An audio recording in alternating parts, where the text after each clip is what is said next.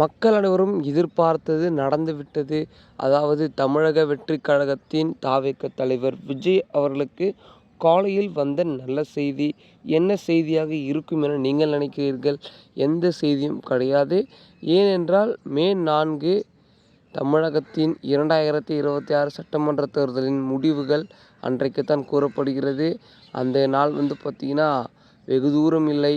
நாளை காலை 10 மணி அளவில் அவருக்கு காலையிலேயே ஒரு நல்ல செய்தி என்றால் அவர் தொகுதியில் பல வாக்குகள் வித்தியாசத்தில் வெற்றி பெறுவார். இதுதான் பார்த்தீங்கன்னா அனைத்து கட்சிகளும் கூறும் கருத்து கணிப்பின்படி இருக்கிறது. இதனையடுத்து த.வெ.க. முன்னிலையில் வந்து பல தொகுதிகள் வெற்றி பெற்று அவர் முதலமைச்சர் ஆவார் என பார்த்தீங்கன்னா பல பேர் கூறியிருக்கிறார்கள். இதனையடுத்து பொறுத்திருந்து காண்போம். ஏனென்றால் மக்கள் அனைவரின் ஆதரவு அவர் பக்கம் இருந்தாலும் இதில் 2 கட்சிகள் நடுவில் இருந்து இதுக்கு போட்டியாகத்தான் இருக்கிறது. அந்த 2 கட்சிகள் வேறு எந்த கட்சிகளும் இல்லை. ஒன்று அதிமுக கட்சி, இன்னொரு கட்சி திமுக கட்சி ஆகிய இந்த 2 கட்சிகளுக்கு போட்டியாகத்தான் த.வெ.க. கட்சி இப்பொழுது நடுவில் இருக்கிறது. ஆகையால் என்னையாக இருக்கும் என பொறுத்திருந்து தான் காண வேண்டும். ஏனென்றால் இன்னும் பல நாட்கள் ஒன்றும் இல்லை.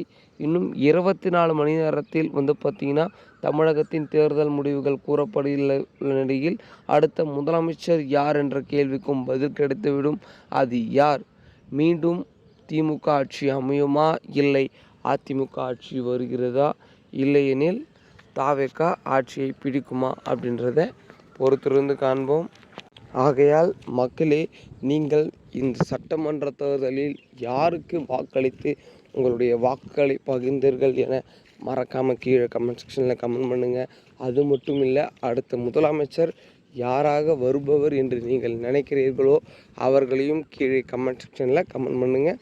இதிலிருந்து காண்போம் அடுத்த முதலமைச்சர் யார் என்பதை நாம் ஒரு சிறிய கருத்து கணிப்பின் மூலம் பார்த்தீங்கன்னா மக்களுக்கு தெரியப்படுத்தலாம். ஆகையால் அரசியல் தொடர்பான நிகழ்வுகளை தினந்தோறும் தெரிஞ்சுக்க நமது சேனலை சப்ஸ்கிரைப் பண்ணிக்கோங்க. அது மட்டும் இல்லை மக்களே, பக்கத்தில் இருக்கிற பெல் ஐக்கனையும் ஆளில் வச்சுக்கோங்க. அப்போ தான் நம்ம போடுற ஒவ்வொரு வீடியோ நோட்டிஃபிகேஷன் வரும். நீங்களும் உடனுக்குடன் தெரிஞ்சுக்கலாம். ஓகே மக்கள், அடுத்த வீடியோவில் அடுத்த காணொளியில் மேலும் புதிய செய்திகளுடன் சந்திக்கிறேன். இத்துடன் உங்களிடமிருந்து விடைபெறுகிறேன். நன்றி, வணக்கம்.